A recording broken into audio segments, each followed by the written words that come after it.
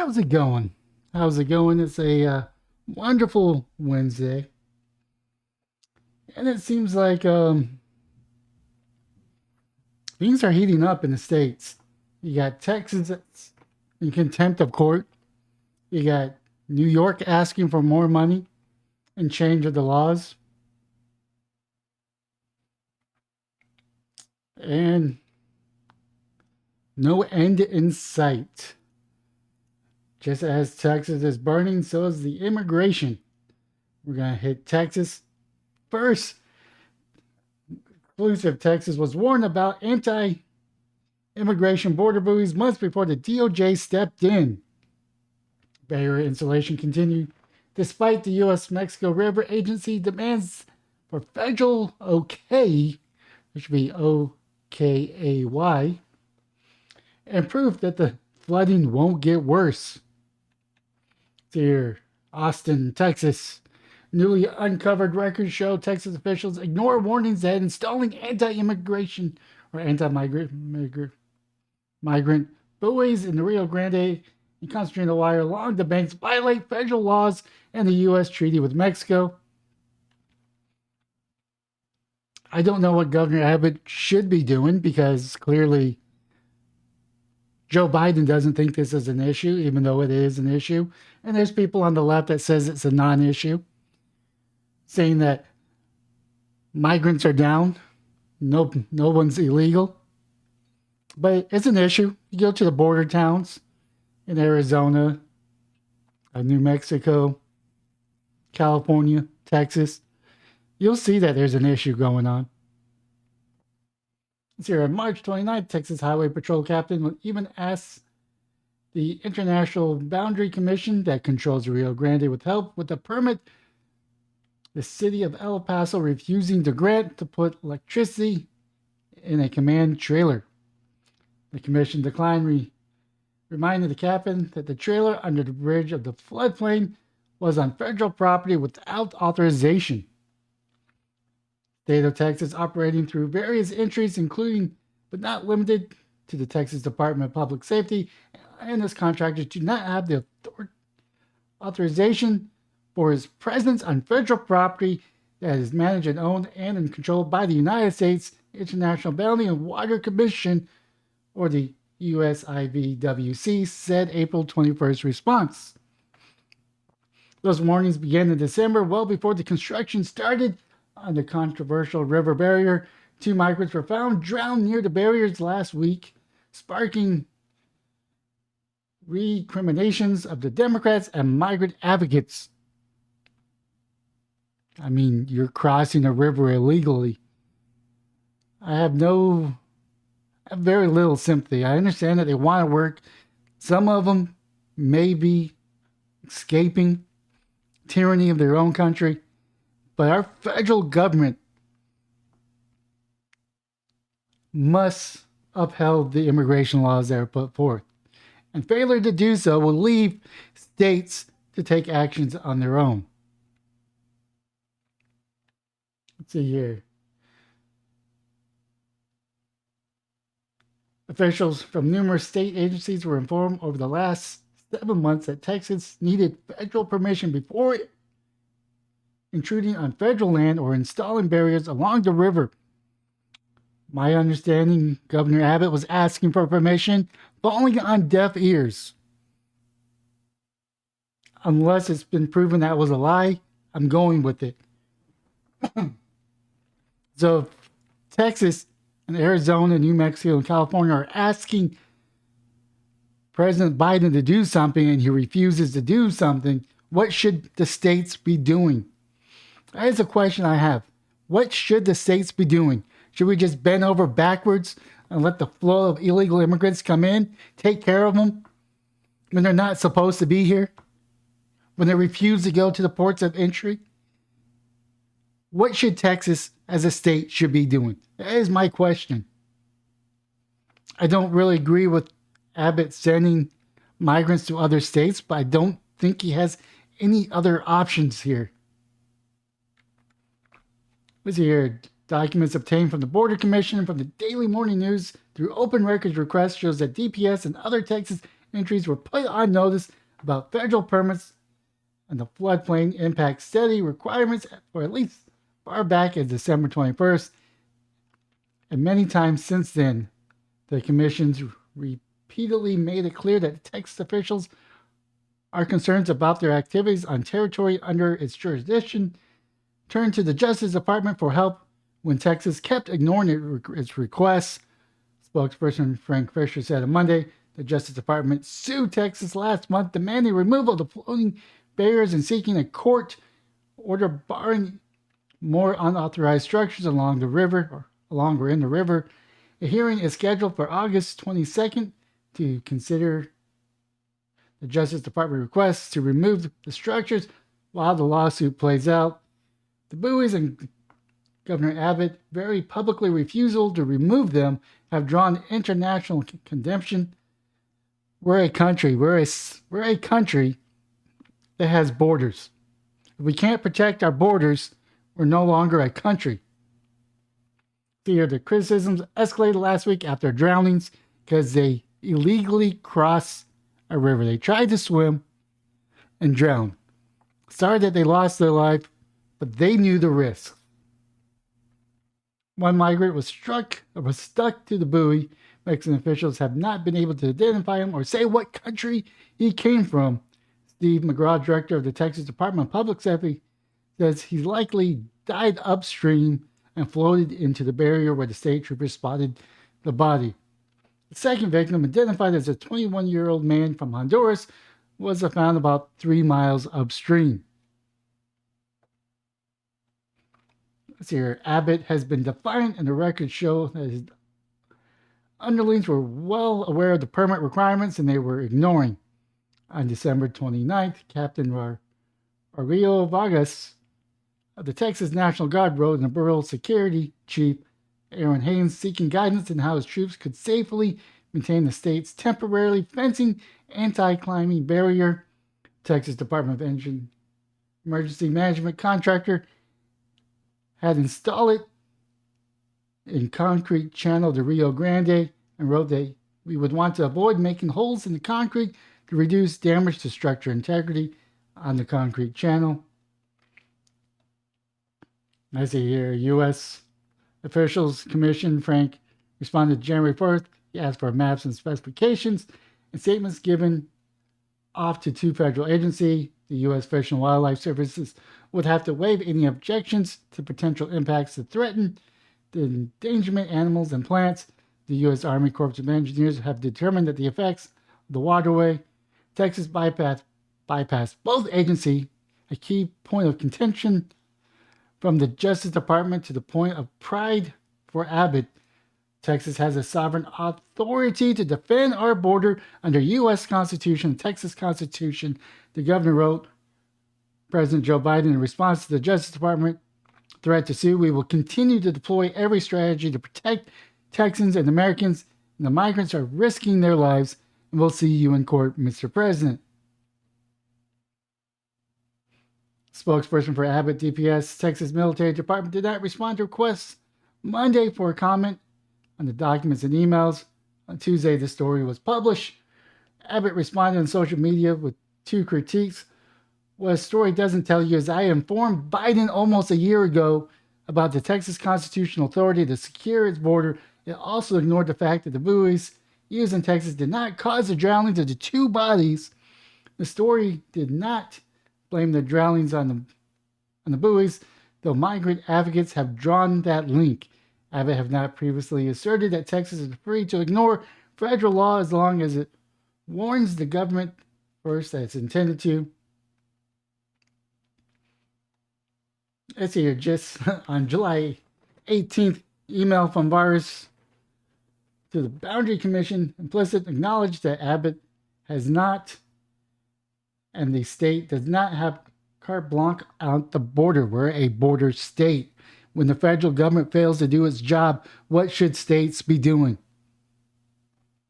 Let's see here. I'm trying to find out what legal limitations to perform earthwork along the river edge of the Rio Grande in Grande River in Eagle Pass, Texas. Vargas wrote. 4 hours later, the Boundary Commission officially responded that the permits are required for any work on land it owns along the river. Regardless of land ownership, the Boundary Commission requires hydraulic modeling must be done for the work in the river or its floodplain to determine if the proposed project will create deflection or obstruction of normal or flood flows of the river. In contrast to Vargas inquiry, Abbott has maintained that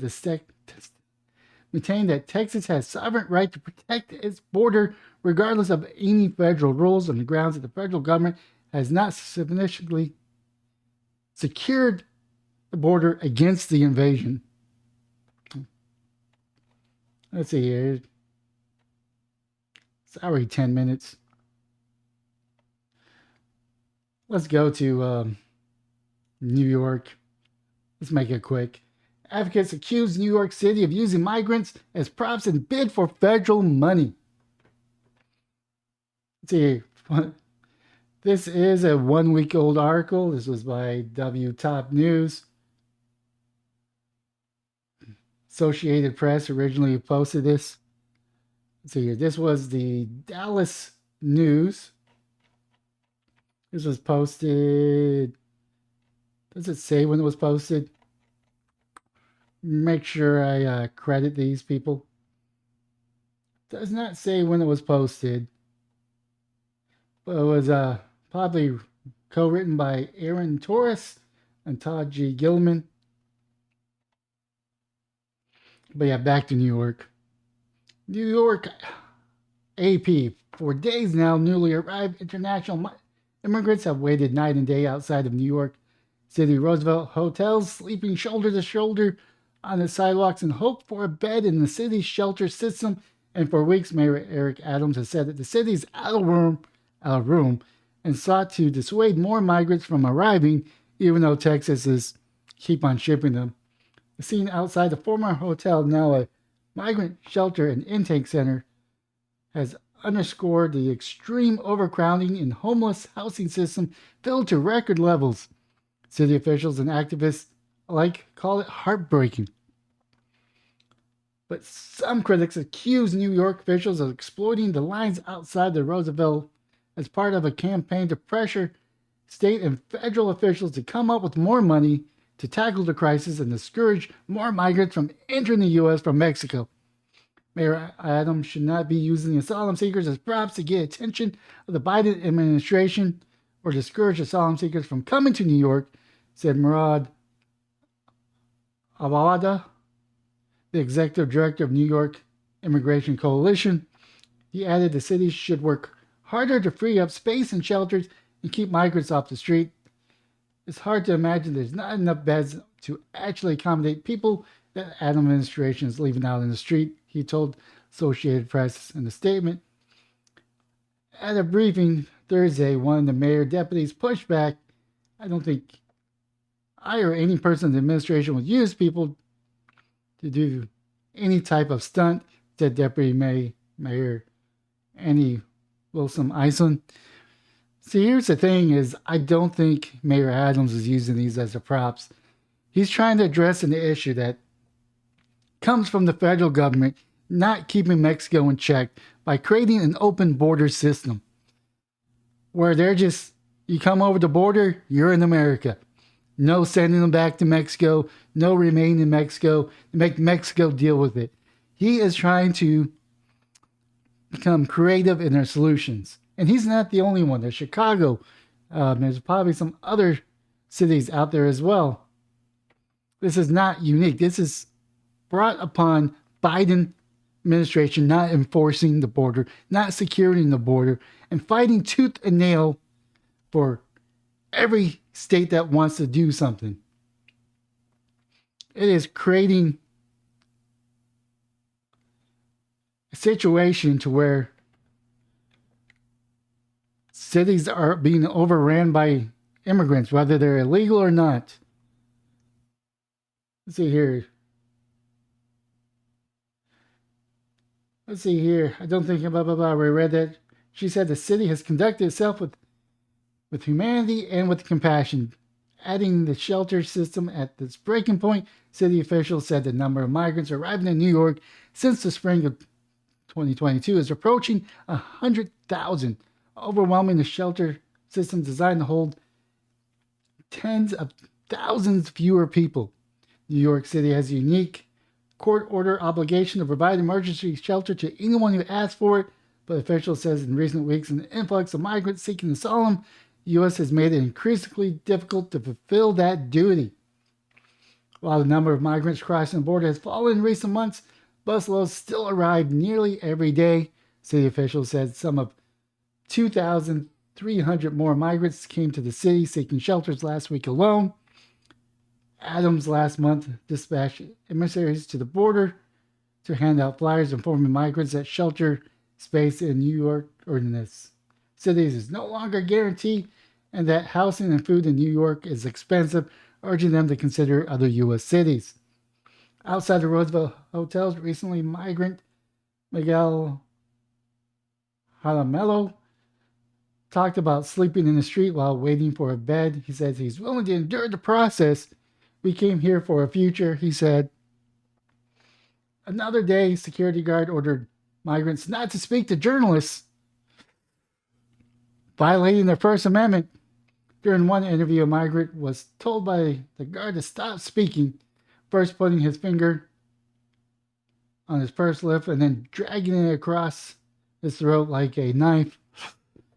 Ooh. If this is true, that security guard needs to be fired. If this is something that you're going to say is okay, Mayor Adams,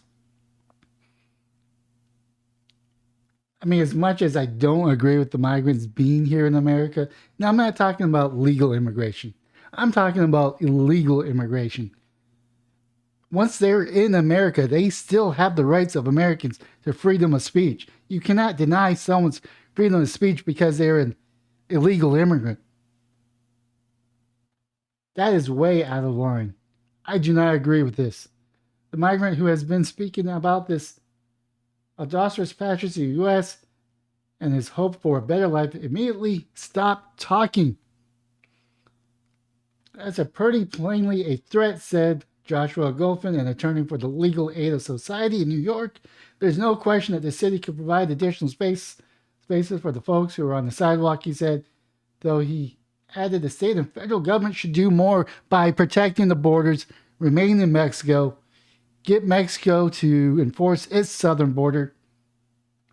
Adams, a Democrat, insists that the city is doing everything it can, including leasing entire hotels for migrants and opening multiple new shelters.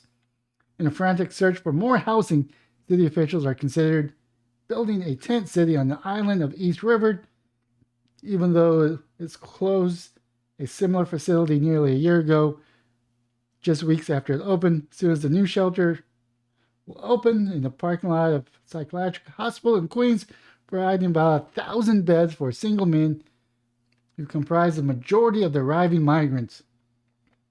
Dear Adam, tough rhetoric, though, has implied more migrants will find themselves sleeping outdoors.